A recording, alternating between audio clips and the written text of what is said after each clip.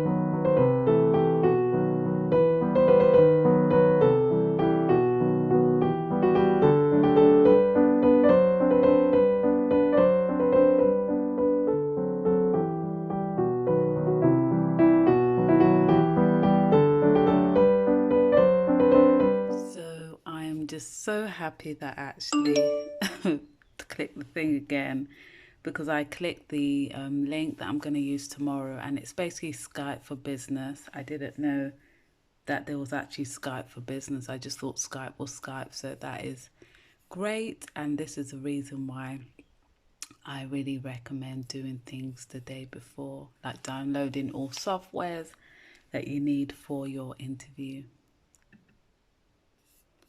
Keep.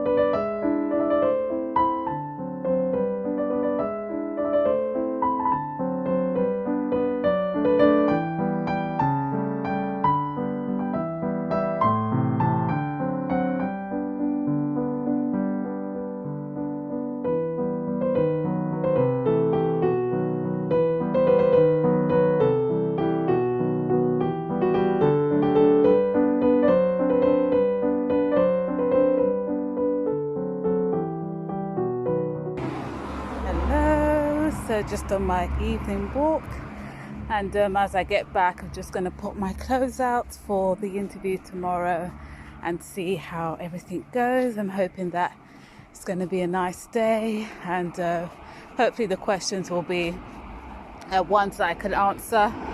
So I'm probably just going to look at a couple and then have my quiet time and then go to bed. So yes, see you later and hope you're keeping well. There's just so much going on in the world, and you know, even though my spirit is just so grieved about what is going on, it's just crazy. It's just crazy. It's a crazy world we live in, and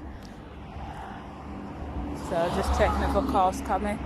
But yeah, it's just a crazy world we're living in right now. But yeah, just thought to share just to see how things are going. So today is the 2nd of June. A few moments later.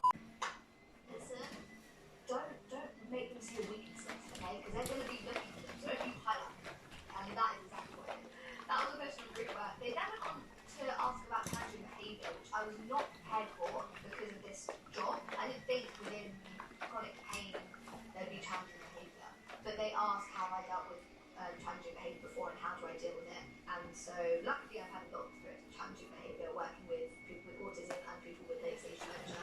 So I am quite experienced in that respect, but yeah, I wasn't prepared for it in this situation, which is really strange. They then asked quite an interesting question where they asked, what would I do if someone said something inappropriate in a group setting?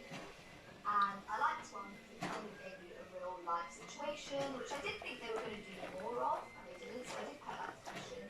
And I think I did quite well. Another question was about supervision and how I make the most out of my supervision. If you don't know, supervision is basically a weekly meeting with your supervisor, which is usually a clinical psychologist, and you go through your caseload and work through the problems you have, kind of reflect on what you could have done better, and it is really a place for self-reflection. And I failed to mention this in the interview, and I wish I did because I know this, but I didn't. Supervision, self-reflection. If they ask you about supervision, just say something about self-reflection, okay? They also asked a question about my clinical skills as well.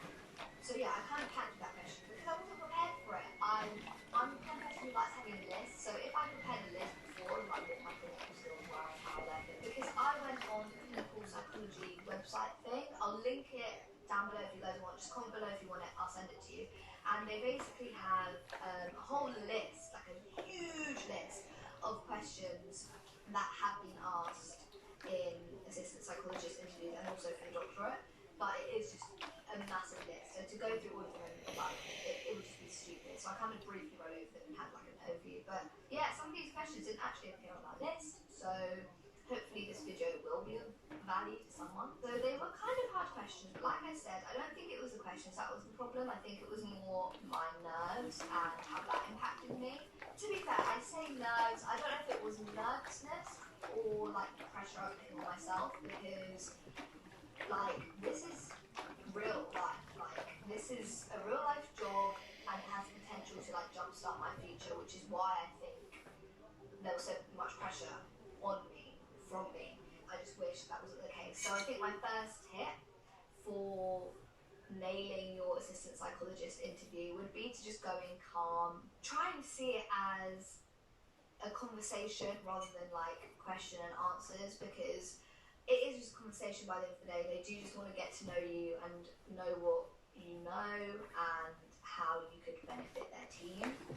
And I feel like a lot of my flaws and faults came from me panicking because of the way they asked the questions with like multiple in one go, and also putting too much pressure on myself. That's where my main panic came from, because I know some of you guys will feel this out there, like I'm not from a high income background at all, and so for me this job means a lot. Like it will be life changing, absolutely life changing. And so I think that's where a lot of the pressure comes from, and I don't know if that pressure will go away, but if there is a way to get rid of that pressure, then like do it. I don't know whether I need to just kind of go with the attitude of like whatever, like it's fine. I don't know how I can fix that, but one of my main tips is to not put too much pressure on yourself and go in calm. Another tip would be to really focus on your ability to be self-reflective. I think this is a skill that they really want assistant psychologists to have, because in reality, being an assistant isn't that hard. I know this because I was an honorary assistant psychologist on my placement year, and all of the stuff that I was doing was basically the same as the assistants. And the only thing that was different was that I couldn't do one of the assessments that they could. And yeah, which is crazy to me that we both kind of had the same workload. Oh, and they were allowed to, they facilitated sessions by themselves, whereas I could only like co-facilitate with them. So that was. And that was the end. Hope you enjoyed this video. Make sure you like, comment and subscribe. And how do you tend to prepare for an interview, whether it be online or face to face? Leave a comment below. See you later. Bye.